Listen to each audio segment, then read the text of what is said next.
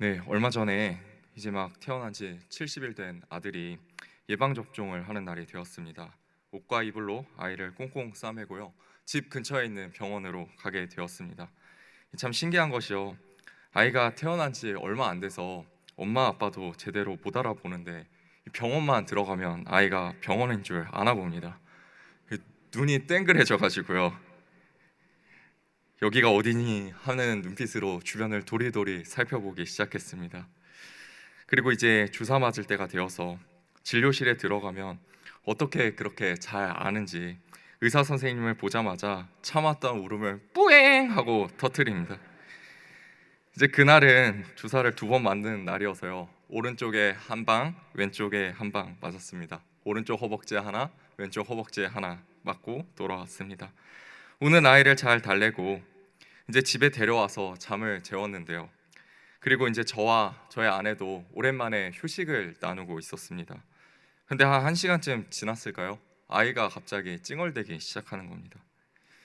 저희 아기는 누굴 닮았는지는 잘 모르겠지만요, 우는 이유는 딱 한 가지밖에 없습니다. 이 배가 고플 때만 그렇게 울고 찡찡거립니다. 그래서 분유를 타서 아기를 먹이는데요, 갑자기 잘 먹지 않는 거예요. 서럽게 울기 시작하는 겁니다. 그래서 처음에는 이제 밖에 나갔다 온 것이 조금 피곤했나 보다 생각하고 안아서 달래주는데 이 우는 소리가 점점 커지는 겁니다. 그렇게 한 30분을 넘도록 한참을 아기가 울었습니다. 이제 막 목이 쉬어서 잘 울음도 안 나오는데 온 몸을 막 비틀면서 아이가 계속 괴로워하는 거예요. 이제 제가 그제서야 뭔가 이상하다는 것을 깨닫기 시작했고 아기의 바지를 벗겼습니다. 근데 아까 주사 맞은 자리가 빨갛게 퉁퉁 부어 있는 겁니다. 반대쪽 허벅지는 멀쩡한데 이 오른쪽 허벅지가 반대쪽 허벅지보다 1.5배는 더 부어 있었어요. 제가 핸드폰을 켜서 인터넷에 예방접종 부작용을 찾아보는데 갑자기 쇼크가 올 수 있다, 뭐 뇌수방경이 일어날 수 있다, 이 방법은 없고 온갖 마음을 불안하게 하는 안 좋은 이야기들만 가득한 겁니다. 그래서 방금 다녀왔던 병원에 전화를 했습니다. 그래서 한 선생님이 손수건에 물을 묻혀서 주사 자리에 올려놓으라고 가르쳐 주셨어요. 그래서 아기의 바지를 벗기고 거기에 손수건을 올렸는데 이 아기가 더 자지러지게 우는 겁니다. 그래서 제가 바로 안아서 병원으로 갔고 이 예방 접종을 해주신 선생님을 만나게 되었어요. 이 선생님께서 이제 열을 재보시고 이리저리 보시더니 괜찮다고 하면서 바지 위에 얼음물을 얹어주라고 하시는 겁니다. 이제 그 이야기를 듣자마자 제 마음이 얼마나 편안해졌는지 모릅니다. 그날 저녁 동안 얼음물로 시원하게 해주고 다리에 있다가 찜질을 해주니까 붓기도 가라앉고 아기가 편해지는 거예요. 이날 저는 한 가지 큰 깨달음을 얻었습니다. 그것이 무엇이냐면 문제가 생기면 내가 해결해 보려고 하는 것이 아니라 바로 그 문제를 잘 알고 있는 전문가에게 가야 한다는 겁니다. 우리가 아무리 인터넷을 찾아보고 이 사람 저 사람에게 물어본다 한들 인생의 문제는 가장 전문가이신 하나님께 맡기고 살아가야 한다는 것입니다. 제가 의사 선생님의 말을 듣고 마음이 평안해진 것처럼 우리 인생을 가장 잘 아시는 하나님을 우리가 따르고 하나님의 말씀을 듣고 순종해야 하는 것이지요. 하지만 사랑하는 성도님들, 제가 질문 하나 드려보겠습니다. 하나님의 말씀을 따라 사는 것이 쉽습니까? 어렵습니까? 저는요, 하나님의 말씀을 따르겠다, 종이 되겠다고 결단하고 목사가 되었는데요, 여전히 저는 지금도 하나님의 말씀을 따르는 것이 참 어려운 것 같습니다. 너의 이웃을 사랑하라, 참 말은 쉬운 것 같은데 오늘날을 살아가는 우리에게 이 말이 얼마나 어렵습니까? 누구를 대하든지 죽게 하듯 하라. 여러분, 이제 여기 신임, 구역장, 서리 집사, 또 교사분들이 계신데요, 이 직분을 하다 보시면 아시겠지만 하나님께서 꼭 기가 막히게 공동체 안에 나를 힘들게 하시는 걸 꼭 한 번씩 넣어주십니다. 그런데 가끔은 어떤 때는요, 공동체에 갔는데 아무도 나를 힘들게 하지 않는 거예요. 그러면 내가 그 힘들게 하는 사람이, 여기까지만 이야기 드리겠습니다. 그런데 그분들을 품고 우리가 사랑하고 기도하는 것이 얼마나 어려운지 모릅니다. 요즘처럼 힘든 시기에 감사하라, 찬양하라, 이런 것들이 또 얼마나 어려운지 모릅니다. 제가 어하나 클럽과 초등부 아이들을 담당했었는데요, 힘들 때 감사해야 된다, 힘들수록 찬양해야 된다, 이렇게 아이들을 가르치면요, 아이들이 막 이렇게 말해요. 목사님, 바보예요? 아니 힘들면 울어야지 왜 감사해요? 목사님 그것도 몰라요? 왜 찬양해야 돼요? 막 이렇게 이야기하는 거예요. 그래서 다시 아이들에게 아무리 잘 설명해 줘도요, 아니 목사님 그건 너무 바보 같아요, 막 이렇게 아이들이 이야기하곤 합니다. 사랑하는 성도님들, 우리는 매주 하나님의 말씀을 듣습니다. 그리고 하나님의 말씀을 참 많이 알고 있습니다. 하지만요, 우리가 그렇게 살기는 참 어려운 것 같습니다. 우리가 말씀대로 살고자 하지만 말씀대로 살기 어려운 이유는 여러 가지가 있겠지만 그중 하나는 아이들이 이야기한 것처럼 바보 같아 보이기 때문입니다. 미련해 보이기 때문입니다. 머릿속으론 이해되지 않는 방법이기 때문입니다. 오늘 말씀에 보면 하나님께서 이스라엘에게 그런 명령을 하나 하십니다. 오늘 말씀의 배경은 바로 이렇습니다. 하나님께서 이스라엘 백성들에게 가나안이라는 약속의 땅, 젖과 꿀이 흐르는 땅을 약속하셨습니다. 그리고 그 땅으로 갈 것을 명령하셨습니다. 그런데 이 가나안 땅을 들어가기 위해서 꼭 거쳐야 하는 중요한 곳이 있는데요, 그것이 바로 오늘 말씀에 등장하는 이 여리고 성이었습니다. 그런데 우리 성도님들도 잘 아시는 것처럼 이 성은요 굉장히 크고 견고한 성이었습니다. 학자들의 연구에 따르면 이 여리고 성은요 외벽의 두께만 약 6m였고요, 이 내벽의 두께가 약 4m였다고 합니다.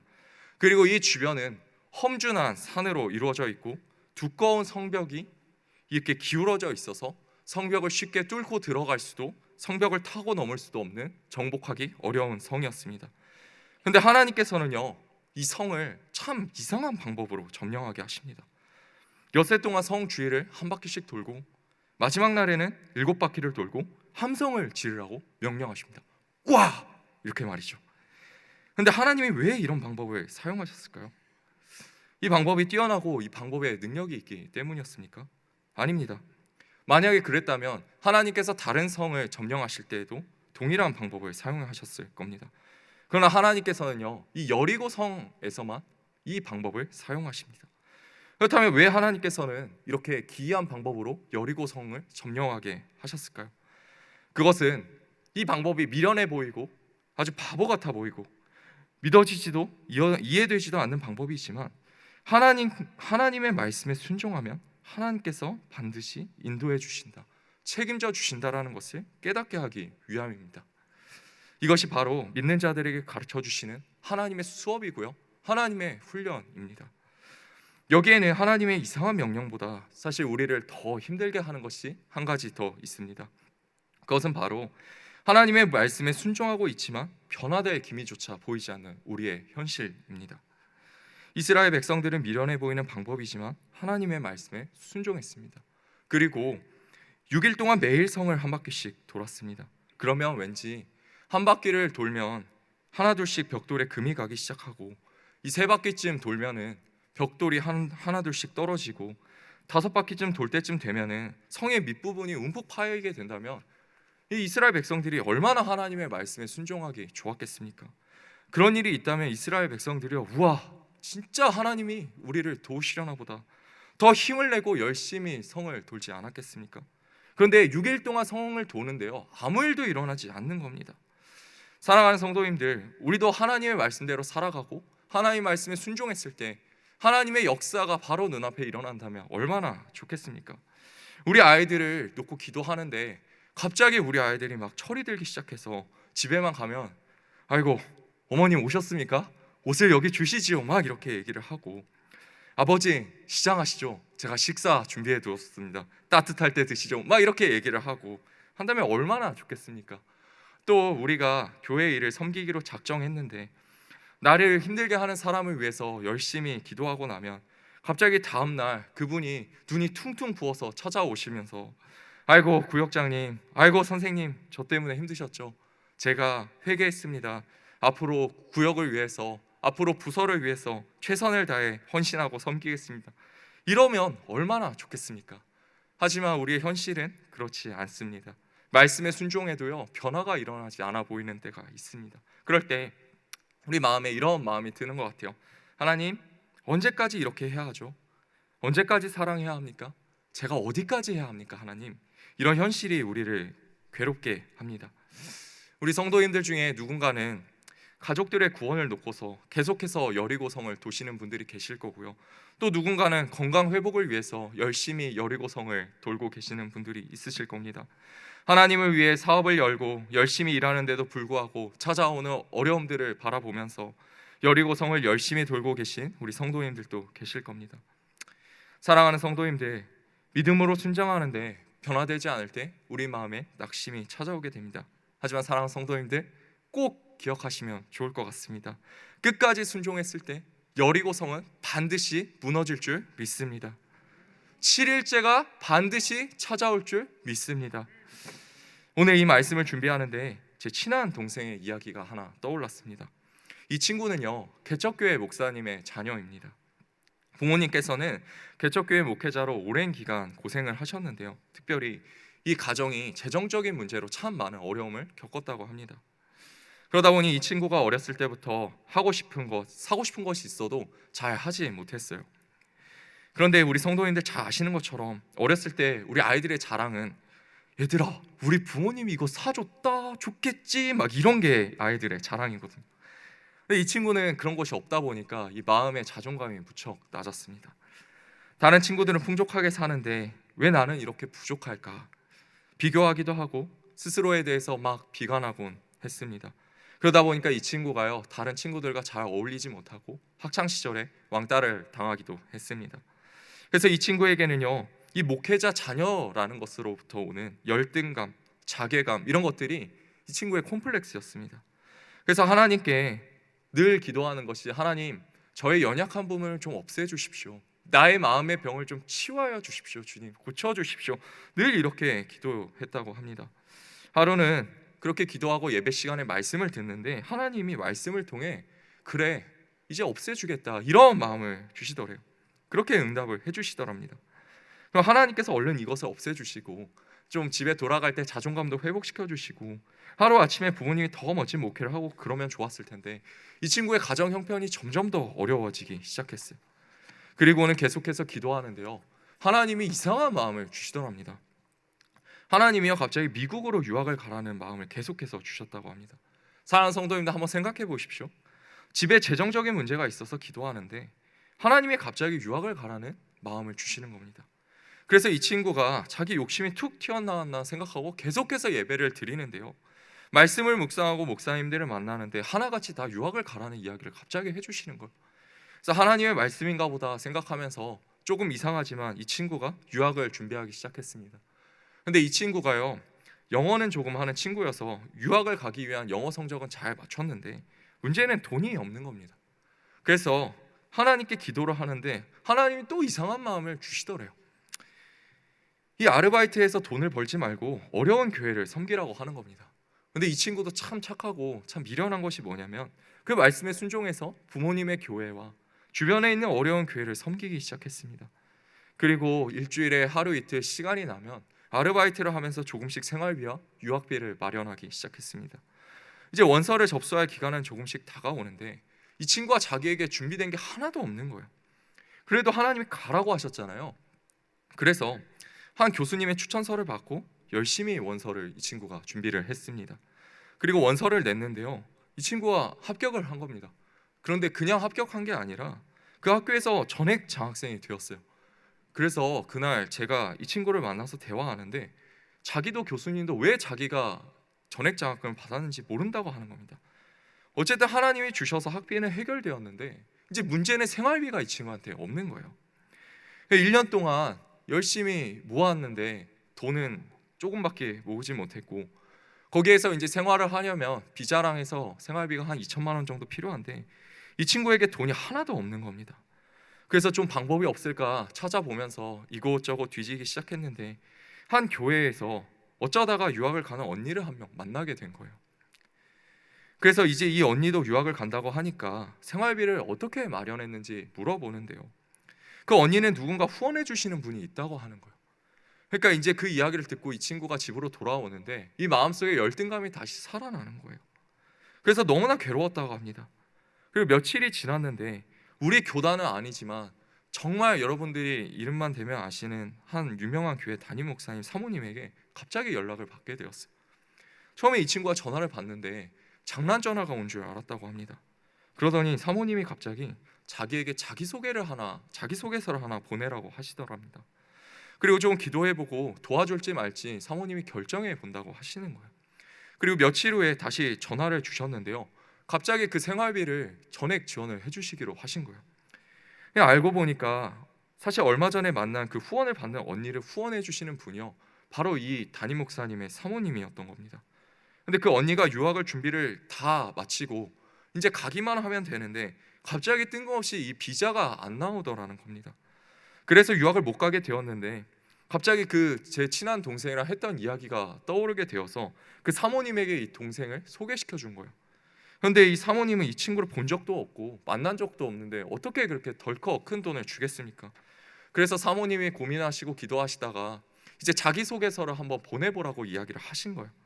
그래서 사모님이 자기소개서를 받고 이렇게 쭉 보시는데 거기에 개척교회 목회자 자녀라는 말이 이렇게 써 있는 것을 보시게 된 거예요. 그래서 사모님이 기도하시다가 결정을 다 마치시고 곰곰이 생각을 하는데 이 자꾸만 목회자 자녀라는 말이 계속해서 마음에 걸렸다고 하십니다. 그래서 그 동생에게 전화를 걸어서 기도하는데 이렇게 말씀하셨대요. 내가 기도하는데 하나님이 네가 아니라 너의 부모님을 보고 후원하라는 마음을 주셨다, 이렇게 얘기를 하더라는 겁니다. 그래서 이 친구가요, 유학도 가게 됐는데 자기 마음속에 있었던 이 열등감과 자존감의 연약한 부분들이요 사라지게 되었다고 고백을 했습니다. 사랑하는 성도님들, 때로는요 우리에게 전혀 변하지 않을 것 같은 여리고성이 있습니다. 그리고 믿어지지도 이해되지도 않는 하나님의 말씀이 있습니다. 그러나 우리가 그 하나님의 말씀을 꼭 붙들고 여리고성을 돌다 보면, 그 말씀에 순종하다 보면 그 여리고성이 무너지게 되는 것을 믿으시기를 주님의 이름으로 축복하고 소망합니다.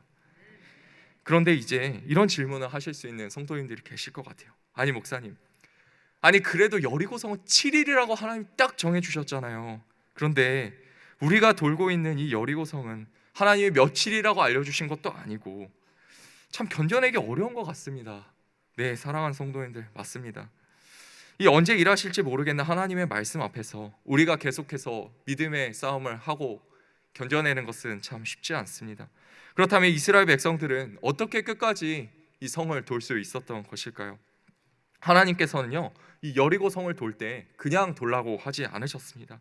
여호와의 언약궤가 맨 앞에 가고 그 뒤를 백성들이 따라 걸었습니다. 사랑하는 성도님들, 이 언약궤가 상징하는 것이 무엇입니까? 바로 성도님들께서 잘 아시는 것처럼 하나님의 임재와 하나님의 말씀을 상징합니다. 하나님의 말씀이 앞서가고 이스라엘 백성들은 그 뒤를 따라가는 겁니다. 백성들은 하나님의 말씀을 보면서 걸어가는 것이지요. 이스라엘 백성은 날이 갈수록 성벽이 어떻게 변하는지 확인하는 것이 아니라 우리 삶을 이끌어가고 계시는 언약궤를 보면서 돌고 있었을 것입니다. 사랑하는 성도님들, 우리가 이 믿음의 순종을 할 때 하나님께서 어떻게 응답하실까, 어떻게 우리 삶을 변화시킬까, 이것에 초점을 맞추고 주목하기 시작하면요 우리의 마음이 힘들어집니다. 우리의 마음이 낙심됩니다. 하나님이 왜 응답하지 않으시지? 우리가 불평하게 됩니다. 하지만 우리는 우리와 함께 계시는 하나님, 우리를 이끌어 주시는 하나님의 말씀을 붙들고 살아가야 하는 것이지요. 아니 어쩌면 사실 우리가 말씀을 붙들고 있는 것이 아니라요 말씀에 붙들려 있는 것일 수도 있습니다. 우리는 변화되지 않는 현실을 보면서 하나님을 원망하죠. 하나님, 언제쯤 바뀌는 것일까요? 하지만 제가 하나님이라면 저한테 이렇게 되물었을 것 같습니다. 너는 그럼 언제쯤 순종할래? 내가 홍해도 갈라서 보여주고 요단강도 갈라서 순종하면 어떻게 역사하는지 내가 너에게 보여주었는데 너는 언제 순종할래? 그런데 하나님께서 여전히 하나님의 열심으로 이스라엘을 훈련시키고 이스라엘을 이끌어가고 계셨습니다. 제가 총신대학교에 다닐 때 아무리 말씀에 순종을 해도, 아무리 말씀에 따라가며 기도를 해도 저의 모습과 주변의 환경이 변하지 않아서 크게 낙심했을 때가 있습니다. 너무 괴로워서요 내가 이 목회자를 하는 것이 맞나? 진지하게 고민하던 때가 있었습니다. 그런데 한 형님이 찾아와서 저에게 자기 이야기를 해준 적이 있는데요 제가 그것이 너무 큰 위로가 되어서 우리 사랑하는 성도님들과 오늘 한번 나누고자 합니다. 부디 사랑하는 성도님들도 큰 은혜와 위로가 있기를 주님의 이름으로 소망하고 축원합니다. 이 형님은요 천재였습니다. 근데 그냥 천재가 아니라요, 이 천재 중에 천재였습니다. 어느 정도로 공부를 잘했냐면요, 이 한 번 내용을 읽으면요 그 내용을 거의 다 외우고요, 외국어 하나를요 짧으면 6개월, 길어도 1년 정도면 이 원어민과 무리 없이 의사소통할 정도로 공부를 정말 잘하는 형님이었습니다. 그런데 이 형님이 어렸을 때 이 형님의 어머니가 이 형님의 비상함을 알게 되었습니다. 그래서 서울대 법대를 보내기 위해서 정말 열심히 공부를 시켰다고 합니다. 그래서 이 형님이 중학교 때 전국 모의고사를 보면 전국 석차가 2자릿수였다고 합니다. 그러니까 정말 공부를 잘했던 거죠. 하지만 이 형님에 대한 어머니의 집착이 너무 컸다고 합니다. 문제를 하나를 틀리거나 전국 석차가 조금이라도 내려가면 이 형님한테 수십 대 아니 수백 대의 매를 때렸고요, 잠을 재우지 않았고요, 이 영어 단어를 외우게 시켰다고 합니다. 심한 날은 뭐 하루 이틀 밥을 주지 않고 공부를 시키고 며칠간 잠을 안 재우고 문제를 풀게 시켰다고 합니다. 그러니까요, 날이 갈수록 이 어머니의 공부에 대한 집착과 체벌이 심해졌고 점점 이 형님도 정신적으로 문제가 생기기 시작했습니다. 근데 그러던 어느 날 이제 고등학교에 올라가서 모의고사를 봤는데요, 전국 석차가 2자릿수에서 3자릿수로 떨어지게 된 겁니다. 그런데 그것도 정말 잘한 거잖아요. 이 형님이 그 성적표를 보고 어머니가 이제 어떻게 체벌할까 너무 두려웠다고 합니다. 그래서 그 성적표를 이 형님이 위조를 했어요. 그렇게 시간이 흘렀고 고3이 되어서 학부모 상담을 받게 되는 시즌이 되었는데, 이제 어머니가 학교에 왔다가요 이 형님이 성적표를 위조한 사실을 알게 된 거예요. 그런데 이 형님이요 정신적으로 너무 힘들었고 성적을 위조한 것을 알게 된 어머니가 자신을 어떻게 할까 너무 두려웠던 나머지, 여러분들 정말 충격적이지만 집에 돌아가서 어머니를 살해했습니다. 아시는 분은 아시겠지만 이것이 한때 뉴스에서 정말 큰 이슈가 되었고 여러 곳에서 계속해서 방영이 되었어요. 재판을 받으면서 이 형님의 체벌받은 흔적들을 법원에서 증거로 제출을 했는데, 이 형님의 온몸이 상처투성이었고 특히 엉덩이가 살이 터지고 다시 붙고 살이 터지고 다시 붙어서 엉덩이 위에 엉덩이가 있었다고 거기서 진술을 했다고 합니다.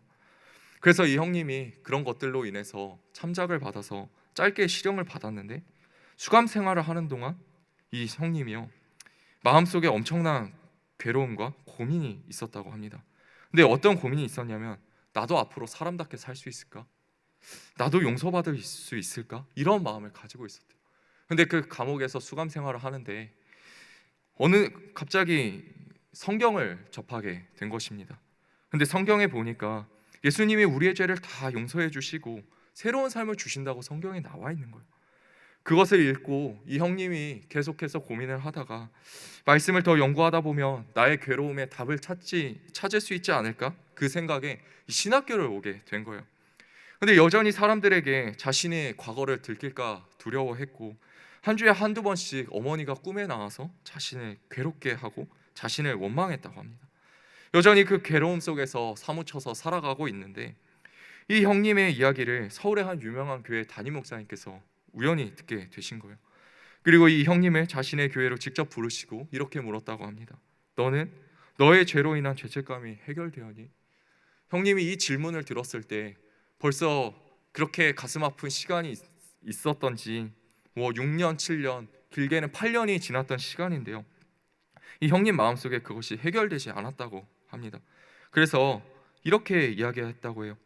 예수님이 우리의 죄를 다 용서해 주셨다고 하는데 여전히 제 마음속에 죄의 문제가 해결되지 않았습니다. 그 이야기를 목사님께 드렸는데 갑자기 그 목사님이요 그 교회 사역자로 불러주신 거예요. 그리고 사역을 하는데 자신이 자신을 사랑하지 못하는데 자신도 사랑하지 못하는 그 자신을 그 교회에서 막 사랑해 주더랍니다.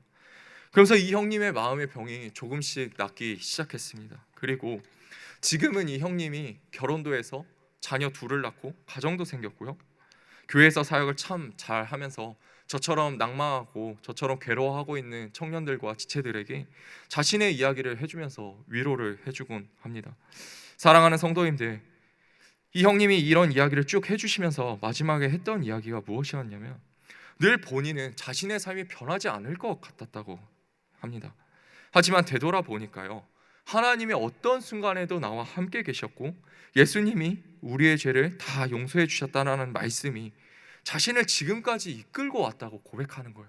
내가 이 말씀을 붙들고 내가 지금까지 왔다 이것이 아니라 이 말씀이 나를 붙들고 지금까지 왔다고 고백하는 겁니다. 그러면서 진지한 표정으로 저한테 이렇게 말씀해 주셨어요. 수열아, 너의 삶이 나보다 지금 더 비참하니? 하나님은 나 같은 인생도 이끌어 주신다. 하나님의 말씀이 나 같은 인생도 지금까지 이끌어 오셨다. 수열아, 이렇게 고백하는 겁니다. 사랑하는 성도님들, 6일 동안 여리고 성을 돌 때 여리고 성은 무너지지 않았습니다. 벽돌이 떨어지지도 않았고요, 금이 가지도 않았습니다. 그러나 영적인 눈으로 보면 하나님이 이스라엘을 이끌어오고 계신 줄 믿습니다. 하나님의 말씀이요 이스라엘을 이끌어 가주시고 계셨던 줄 믿습니다. 사랑하는 성도님들, 어떤 여리고 성을 돌고 계십니까? 여전히 그대로의 현실을 보면서 무너지지 않을 것 같고 변함없는 여리고 성을 보면서 혹시 하나님을 원망하고 계시지는 않습니까? 이 내 자식이 여리고인데 그대로이고 나의 재정의 문제가 여리고인데 변함이 없는 것 같고 우리의 가정이 절대로 바뀔 것 같지 않는 여리고인데 여전히 말씀은 붙잡고 그 성을 빙글빙글 돌고 계신 우리 성도님들이 계십니까? 사랑하는 성도님들, 반드시 기억하시기 바랍니다. 내가 이끄는 삶은 내가 책임지지만 말씀이 이끄는 삶은 하나님이 책임지십니다. 나에게는 여리고를 무너뜨릴 힘은 없지만 하나님께서는 있으신 줄 믿습니다. 그것이 우리의 소망의 힘을 붙들고 나아가시는 우리 사랑하는 성도님들이 되시기를 주님의 이름으로 축원합니다.